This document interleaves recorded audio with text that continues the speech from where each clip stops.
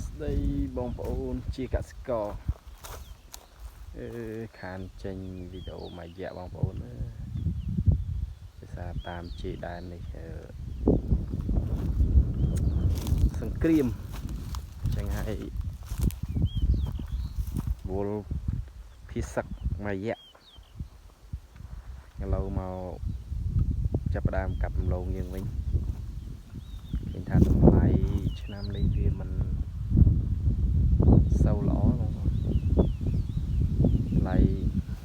ចុះរហូតយើងលក់ទៅខាងវៀតណាមខ្លះហើយហ្នឹងពុំសោមខ្លះឮថាសម្រាប់ដំឡូង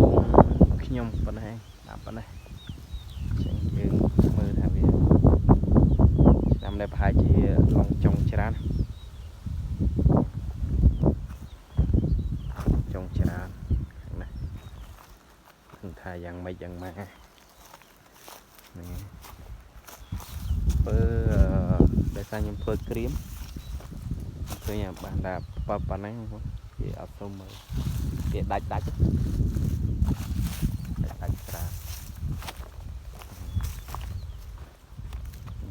ដាច់ច្រើនមើល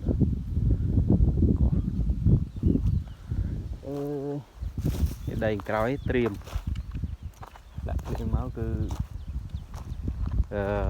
ដាំហើយធ្វើម៉េចខាតក៏ដាំដែរហើយយើងធ្វើលៀនកាប់ស្ងួតហើយកាប់ក្រៀមទៅក្រៀមទៅលៀនអាប់ដែរបើមើលវាពូជដើរបងពូជហុយបងពីលាយផាន់ខៀវមួយនេះផាន់ខៀវហុយបងវាមិនច្រើនទេតែគ្រាន់តែវាស្មើអញ្ចឹងណាស្មើល្អខាងនោះវាសល់ហើយបងប្អូនឆ្នាំមើលតាមជ័យដែរនិយាយរត់ធ្វើទៅបានលុយរត់ខ្លះទៅបានពីសឹកណុលគិតតាមណុលការងារគិតតាមការងារឡូវជីវិតយើងមានប៉ុណ្ណឹងកសិករកាប់